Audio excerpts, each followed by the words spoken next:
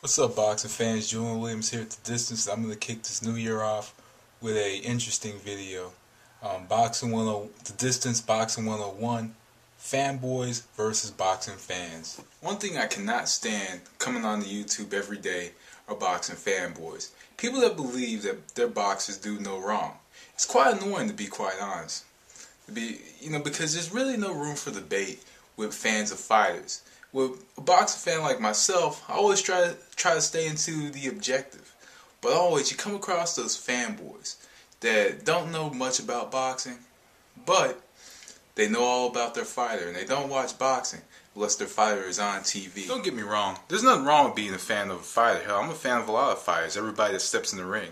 Hell, I was a fanboy for the longest time. You should have saw me when I was a teenager and I watched Roy Jones fight, and I used to debate with people at school and say he's one of the greatest boxers of all time. Boy, was I wrong. Man, I wish I'd never admitted that in the video, but hey, it is what it is. I used to be a big time Roy Jones fanboy. I was worse than a lot of these Pacquiao fans out there. Now don't get me wrong by me saying that, because I like Pacquiao myself. I like Pacquiao and I like Mayweather. But I was a big time Roy Jones fanboy, and Roy Jones back in the early thousands, late 90s could never do any wrong, believe it or not. And years later, I kind of look back at it and say, wow. I will admit though, I had my own personal bias for Roy Jones due to the fact that he's the first fighter that I've ever seen fight. And I've been watching boxing for a good near 20 years now, and Roy Jones was pretty much the only fighter I watched on TV. So what did that make me in the 90s? A Jones tard, a Roy tard, whatever. But hell, I used to only watch Roy Jones fights, only fights where Roy Jones was a commentator, believe it or not. I was a huge Roy Jones fan. I had Roy Jones fever, man. I thought Roy Jones would have killed Mike Tyson. Boy, was I wrong. And it's a good thing that there was no YouTube back then, because I would have been one of those trolls trolling the website on Blood Boxing's page saying, Blood Boxing, the Blue Side's page saying, man, y'all don't know what y'all are talking about, man. You know Roy Jones is one of the greatest fighters of all time. Believe it or not, I didn't start really analyzing fights until I seen this movie. I was at a movie theater with one of my friends, and I first really caught on and watched this movie.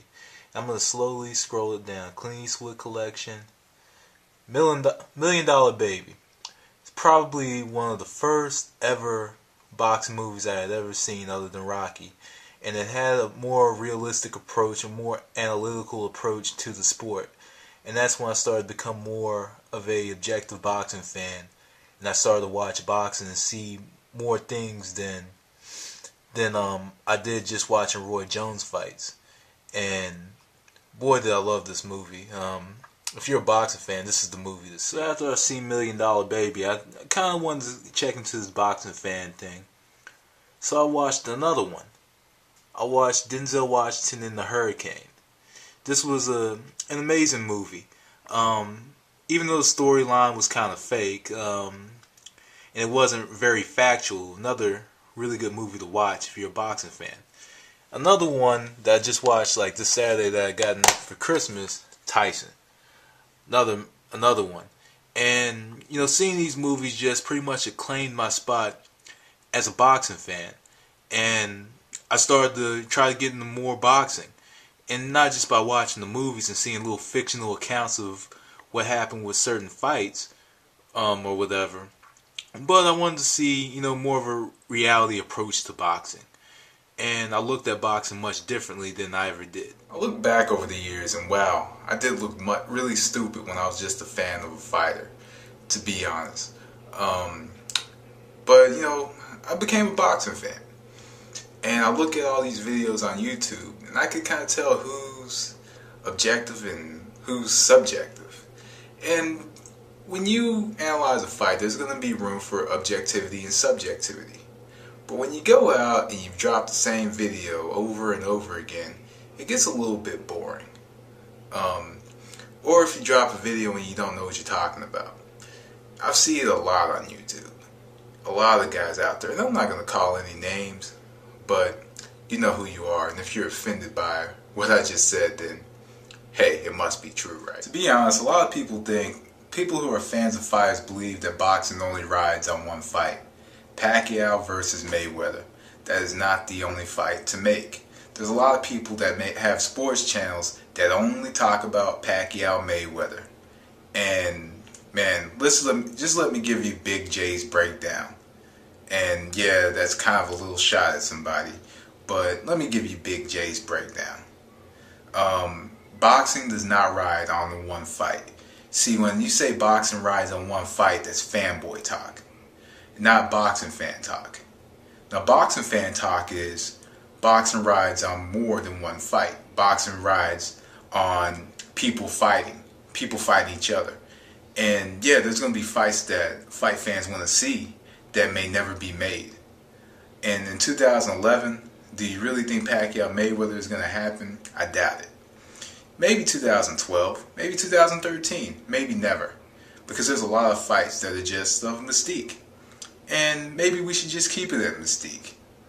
Because at the same time, when these fighters are retired, when fans who are just, people who are just fans of Pacquiao, they're just going to look at Pacquiao fights, and when Pacquiao retires, it's like they probably will start watching boxing. Same with some Mayweather fans.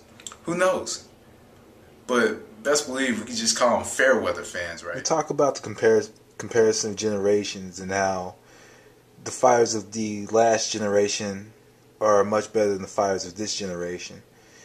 And the reason behind it is because the fighters that were within the last generation were able to fight, quality opposition. They all fought each other.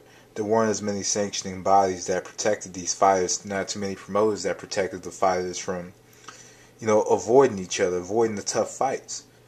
So in this case, you can honestly say that, this generation, the last generation is actually a bit better than this generation. But at the same time, stylistically, you'll never know. Styles make fights, right? But at the same time, you won't really know with this generation because, the top fighters aren't really fighting each other. Though I do believe that it's subjective when it comes to boxing or any other sport because it's all opinion based. In my opinion regarding music, I believe that the greatest guitar player that ever lived was probably Jimmy Page of Led Zeppelin. But as far as music goes, I believe that the greatest producer of all time is Lindsey Buckingham of Fleetwood Mac, another great guitarist. And I believe that because back then, as far as music goes, from a musical standpoint, artists had to be much more talented. They didn't have the technology that is used now. So, it's much different. And that's how I feel with boxing. Boxing, is more accommodated for fighters, and much accommodated to be safe than it was in the 70s. Difference of gloves, difference of rounds. Just a total difference. With all this stuff going on now than it was back in the 70s. I think now it's a little more political. I think it's more political and behind the scenes than it was about 20, 30 years ago. And yeah, there were always politics in boxing. But at the same time, the politics, didn't protect fighters, or fighters couldn't get a shot. Though there were fighters that could not break through and get national exposure due to these politics. As a boxing fan, I see boxing as a work of art, as a nice painting. And the fighters are painting their own picture and creating their own legacy, using their hands and using their styles to create their masterpiece.